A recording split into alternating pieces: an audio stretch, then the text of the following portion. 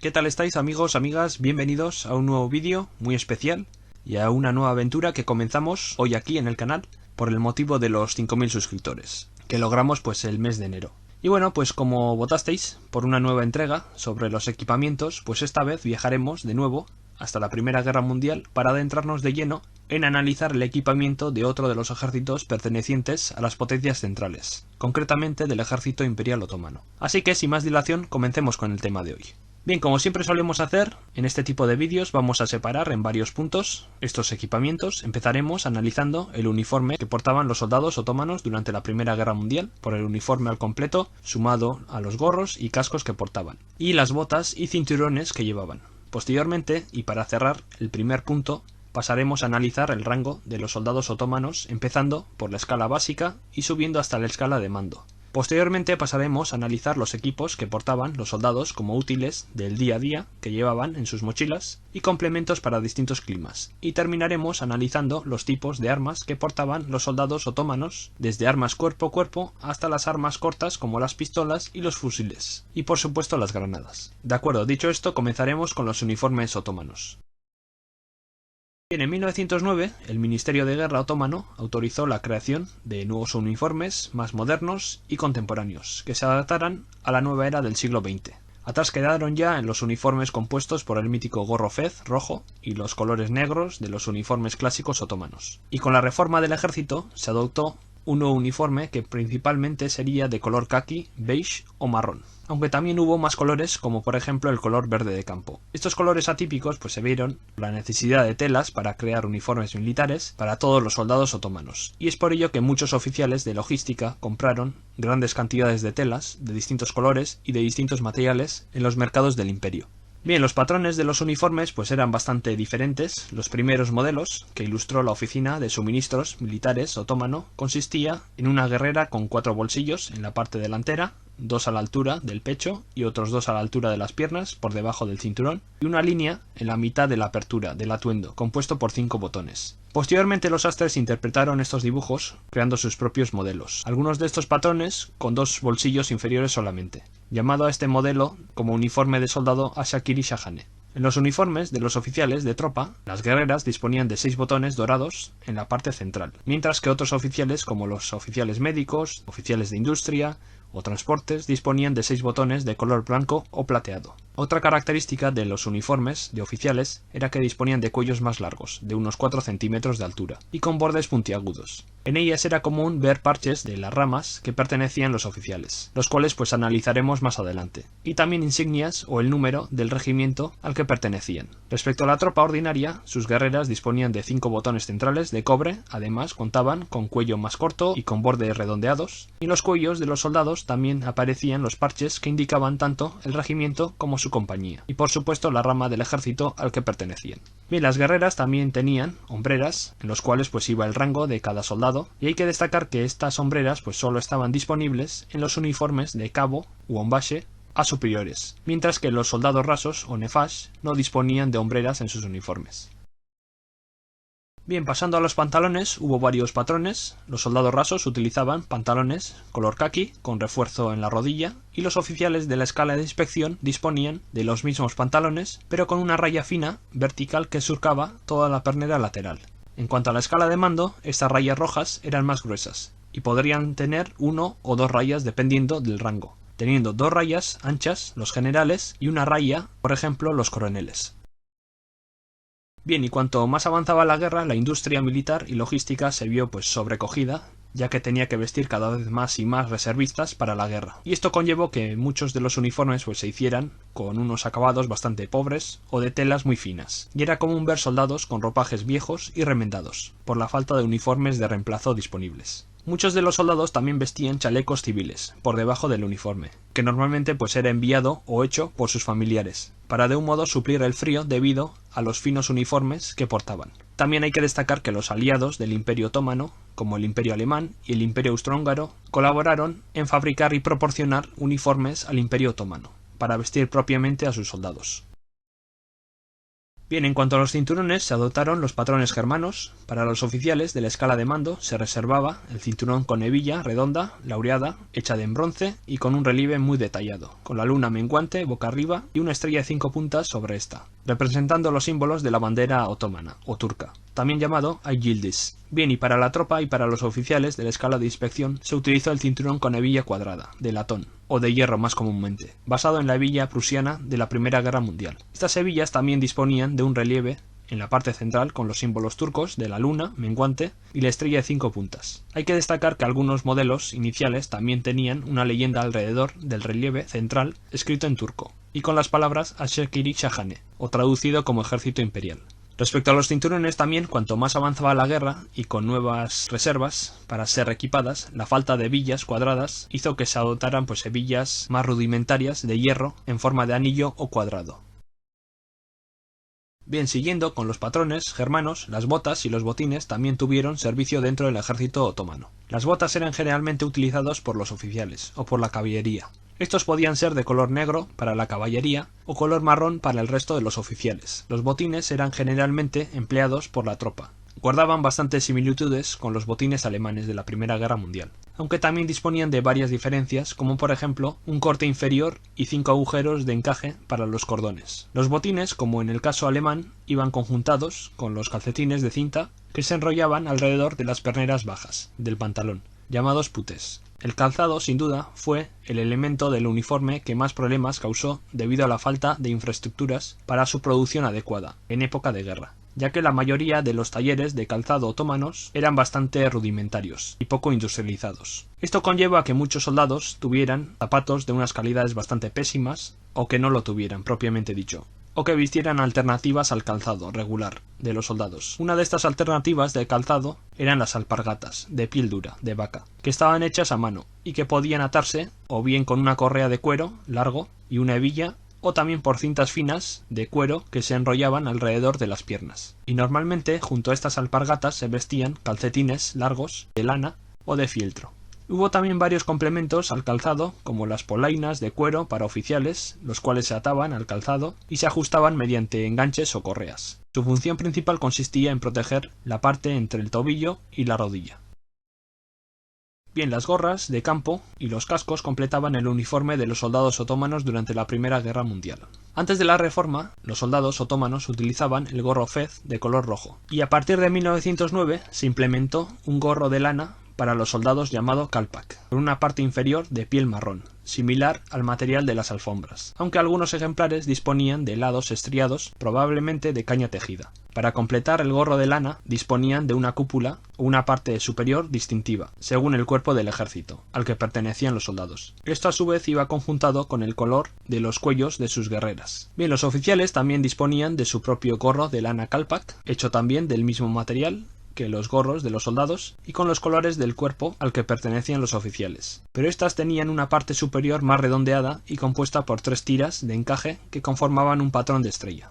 Bien, en 1913 se introdujo uno de los gorros de campo más conocidos del ejército otomano, el kabalak. Este modelo, para los soldados, disponía de una estructura de tejido de mimbre en su interior y un forro que protegía del sol tanto la visión, mediante una pequeña visera frontal, como el cuello, mediante la forma de pico en la que acababa, en la parte trasera. Además disponía de 2 tiras que se unían en la parte trasera y que se podían extender o desplegar para abrigar los lados de la cara y las orejas. Por lo general los oficiales también disponían de kabalak, pero eran de unas calidades mejores. Disponían también de una estructura de mimbre y los bordes del kabalak disponían de cintas que a menudo se asemejaban a los colores del cuerpo al que pertenecía el oficial. Los kabalaks de los oficiales también disponían de una correa que podía atarse a la barbilla, y algunos de los ejemplares podían tener un pincho de latón en la parte superior, y también una insignia de media luna de latón en la parte frontal del kabalak.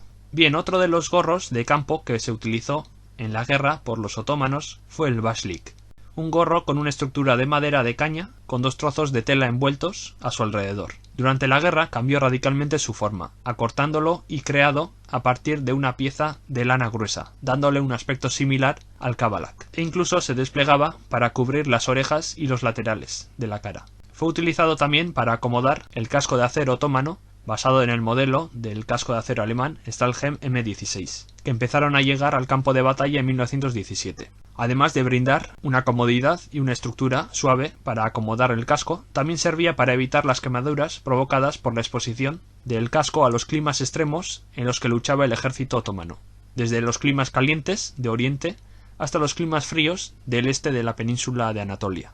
Bien, y hablando del casco de combate M16 Stahlhelm, los soldados otomanos también utilizaron tanto el casco de acero alemán en 1917 como su propia versión de Stahlhelm M16. Esta conversión otomana se hizo prácticamente cortando la visera y el faldón que disponían los cascos de acero originales germanos, y de este modo se redujo la resistencia y la rigidez del casco de acero otomano.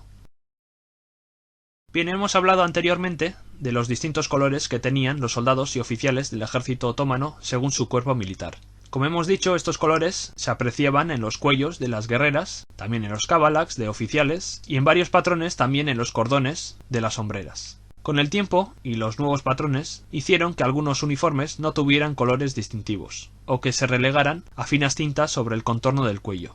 Dicho esto, vamos a analizar unos cuantos colores y ver sus peculiaridades, y a qué cuerpos o ramas pertenecían cada uno. Hay que destacar que algunos colores sufrieron modificaciones a lo largo de la guerra, y que fueron cambiados a otros colores. Los que se mantuvieron sin cambios desde su incorporación en 1909 hasta el final de la guerra fueron, por un lado, el color rojo claro para generales y pashas, rojo oscuro para el Estado Mayor, índigo azul oscuro para artillería, verde botella para el cuerpo de ametralladoras, negro para el cuerpo de veterinarios, plateado para caballería, azul celeste con la insignia de un globo aerostático para el cuerpo del aire y cuerpo de globos, y luego ya gris oscuro para la infantería al principio, que luego con las modificaciones de 1916 pasó a verde oscuro. El cuerpo médico también sufrió un cambio pasando al principio del negro con insignias de la vara de Esculapio a color rojo velvet. Y en 1916 también se incorporaron el cuerpo de aviación con el color naranja, transportes con violeta oscuro y ministerio de guerra de color violeta claro, entre otros muchos. Bien, por último pasemos a los rangos del ejército imperial otomano. Empezaremos por la escala básica e iremos subiendo en el mando. El escalafón más bajo lo componían los nefash, o los soldados rasos, los cuales no disponían de hombreras en sus uniformes. Posteriormente se encontraba el onbache, o cabo, el cual disponía de hombreras y una banda ancha en sus puños. Subiendo en el escalafón se encontraba el shavus, o sargento, el cual disponía de hombreras compuestas por una cinta dorada sobre ellas, y en los puños una banda ancha y una banda estrecha. Superior a esta se encontraba el rango de Pashavus Moafine, o sargento mayor, asistente, cuya insignia consistía en dos cintas doradas sobre las hombreras y dos bandas anchas sobre los puños. Subiendo en el escalafón se encontraba el rango de Bashavus, o sargento mayor, el cual contaba con tres cintas doradas sobre sus hombreras y en los puños tres bandas anchas. Bien, pasando a la escala de los oficiales bajos, o también llamados sabitan, se encontraban primero el mulashini shani, o alférez, el cual disponía sobre sus sombreras de 4 cordones que circunvalaban el botón. Estos cordones podían ser de colores dorados y en otros casos de dorados con trazas rojas, y este rango no disponía de estrellas sobre estas sombreras. Siguiendo a esta se encontraba el mulashimi eival, o teniente. Este rango disponía del mismo patrón del alférez sobre sus sombreras, pero con una estrella de 5 puntas, similar al que utilizaba el ejército francés, o una estrella de estilo alemán de 5 rayos sobre ellas. Subiendo en el rango estaba el shubasa, o capitán. Este rango disponía del mismo patrón del alférez sobre sus hombros, pero con 2 estrellas de 5 puntas o de 5 rayos. Pasando a un rango superior estaba el kolase, o capitán mayor, o capitán principal, el cual disponía sobre sus sombreras el mismo patrón compuesto por 4 cordones circunvalantes, pero con 3 estrellas de 5 puntas francés o de 5 rayos alemán sobre estas. Bien, pasando a los oficiales superiores, o humera, se encontraban, primero, el rango de bimbasha, o comandante, el cual disponía de un patrón compuesto por 3 cordones anudados entre sí y de color dorado, y a menudo con trazas rojas, de seda, y con una forma bastante triangular y bastante estrecha. Subiendo en el escalafón se encontraba el kaimakan, o teniente coronel, el cual mantenía el mismo patrón del comandante, pero disponía sobre estas sombreras una estrella de 5 puntas o de 5 rayos dependiendo del modelo alemán o francés de la estrella. El siguiente era el rango de miralai, o coronel, que disponía de un patrón idéntico al comandante, pero con 2 estrellas de 5 puntas de origen francés o de 5 rayos de origen alemán. Bien, y por último estaban los rangos de los generales, o también llamados Erkam. El primero de ellos, era el rango de Mirliva, o general de brigada, o mayor general, el cual disponía de un patrón compuesto por 5 cordones anudados entre sí y de color dorado sobre sus sombreras. Además, su forma era más ancha y respecto a este rango no disponía de estrellas. El siguiente era el Ferik, o teniente general, el cual mantenía el patrón anterior sobre sus sombreras, pero con una estrella de 5 puntas de origen francés o una estrella de 5 rayos de origen germano. Subiendo en el escalafón se encontraba el Birinchi Ferik, o general de ejército. Este rango disponía del mismo patrón compuesto por 5 cordones dorados anudados entre sí, pero con 2 estrellas de 5 puntas o de 5 rayos sobre ellas. Y por último se encontraba el escalafón más alto del ejército, que sería el Mushir, o mariscal de campo, el cual disponía del mismo patrón, pero con 3 estrellas de 5 puntas o de 5 rayos sobre sus sombreras. Bien, hay que destacar que los oficiales no combatientes, compuestos por los oficiales médicos u otro tipo de oficiales, como los oficiales de industria, disponían de los mismos patrones de hombreras, según su rango, pero en cambio los colores variaban a blancos o plateados. Bien, pasemos ahora a analizar los complementos de ropa, utensilios o equipo que portaban los soldados del ejército imperial otomano. Empezaremos con los complementos de los uniformes y ropa para distintos climas. En las temporadas frías, los soldados del ejército imperial otomano disponían de abrigos también llamados kaput, en turco. En el caso de los oficiales, sus abrigos estaban hechos de paño fino, de color gris oscuro, y disponían de colores en sus cuellos, dependiendo del cuerpo al que pertenecían. En el caso de los soldados, los abrigos fueron hechos de paño de silencio y también disponían del mismo color que los oficiales. También en épocas frías podrían utilizar capas de piel de cabra, pero estas no eran oficiales del ejército, sino que era un añadido individual para resguardarse del frío. En climas calurosos, en cambio, como en Oriente Medio, la utilización de ropa fina, de lona de algodón y de color blanca se hizo evidente, principalmente entre los oficiales. Estos también podían disponer de un gorro de verano que era parecido a los kavalaks anteriormente mencionados, pero sin orejeras y con una estructura blanda, lo cual lo convirtió en un sustituto popular entre oficiales durante los días calurosos de Palestina y Siria. Bien, el equipo de los soldados del ejército imperial otomano era bastante parecido al equipo que utilizaban los alemanes durante la Primera Guerra Mundial, pero de un modo más simplificado. Constaba de una mochila M1876 de origen francés. Normalmente llevaban dentro ropa interior y mudas limpias, comida y algo de munición extra, aparte de los enseres personales como cepillos, navajas de afeitar y otro tipo de utensilios, como era una cuchara de madera para comer o una alfombra pequeña para el rezo, llamado kilim. Bien, encima de la mochila se encontraba, en forma de herradura y sujeto a ella, el abrigo y la carpa portátil, similar al equipo alemán. Del cinturón pendían la bayoneta metida en un estuche o una vaina de cuero, un pico o una pala cortas y la cantimplora, que era parecida al modelo alemán del Feldflasche, aunque a diferencia de esta tenía una base plana, al igual que la parte trasera de la cantimplora. Las cantimploras otomanas también disponían de una cobertura de lana verde o cuero marrón, donde disponían de varios ganchos para atarlos al cinturón. En el cinturón también iban las cartucheras, compuestas en total por 6 cartucheras para almacenar munición de fusil, situándose 3 a cada lado de la hebilla. Estas cartucheras fueron fabricadas en Alemania y exportadas al Imperio Otomano. Otro tipo de equipos que podían haber utilizado los soldados otomanos serían la famosa bolsa de pan, y en el que se lleva generalmente comida o botiquines. También los soldados otomanos habían recibido instrucción por parte de supervisores militares de Alemania en la utilización de las máscaras antigas. Es por ello que podrían haber utilizado la máscara antigas alemán Gummimask en sus equipos en el frente oriental contra el Imperio ruso.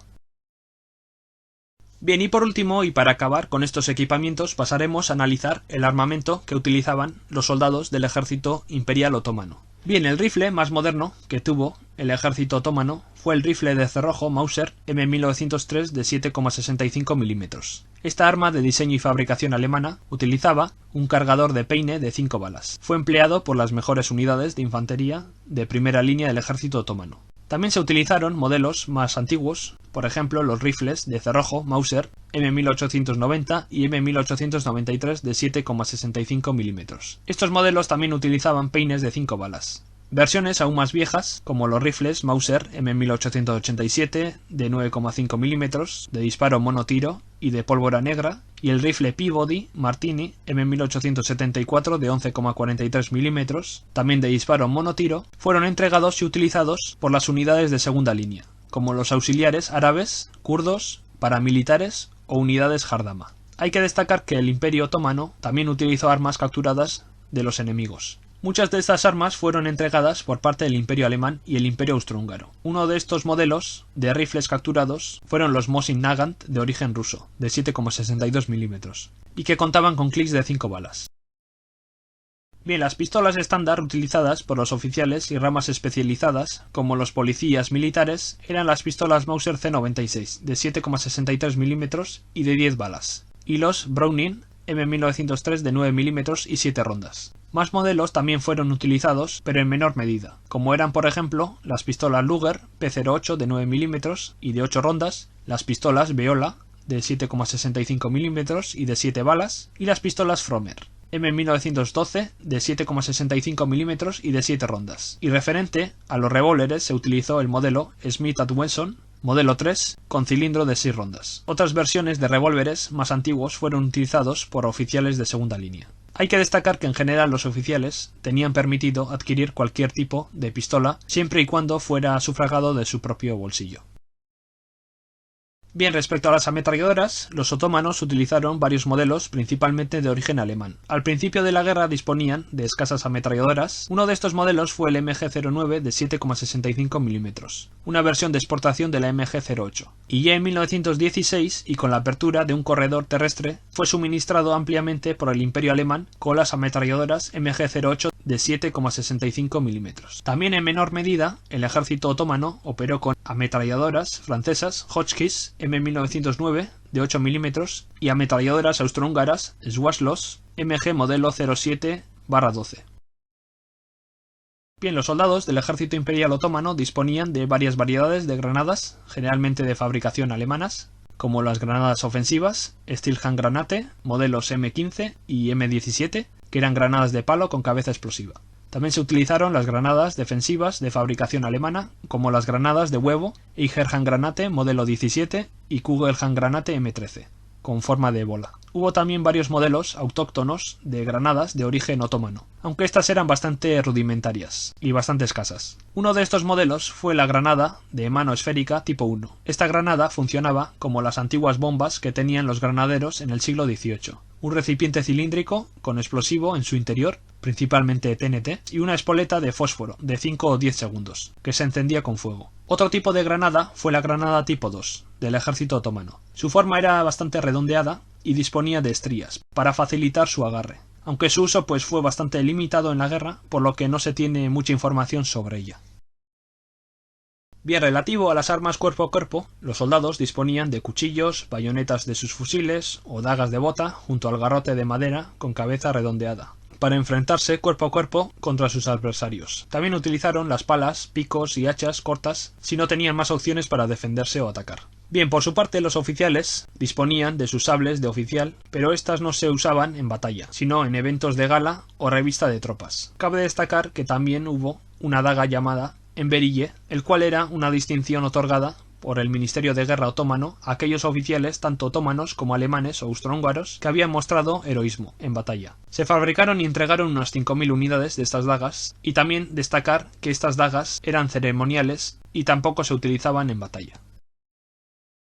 Pues bien, amigos, amigas, eso ha sido todo por hoy. Espero que os haya gustado este tema sobre los equipamientos del ejército imperial otomano. Espero que os hayáis divertido y hayáis aprendido tanto como lo he hecho yo analizando este tema tan extenso y tan desconocido que son los equipos del Imperio Otomano durante la Primera Guerra Mundial. Y bueno, si os ha gustado, no dudéis en dejar un buen like. También podéis dejar un dislike si no os ha gustado el vídeo. También cualquier comentario, sugerencia, crítica o duda podéis dejármelo en la caja de comentarios. Y bueno, como siempre, pues intentaré responderos en la menor brevedad posible y siempre también con cariño y con respeto, por supuesto. También podéis suscribiros al canal para no perderos contenido nuevo y si queréis también podéis uniros a mis redes sociales oficiales de Instagram, Facebook o Discord. Y nada más, próximamente os traeré el nuevo video avance con los temas que veremos en las próximas semanas. Os puedo adelantar que tratará sobre aviación. Y en este apartado en concreto nos adentraremos de lleno en la aviación de la Segunda Guerra Mundial, con 3 temas bastante interesantes que espero que os gusten. Así que nada más por mi parte, un saludo a todos, amigos, amigas, cuidaos mucho y hasta la próxima.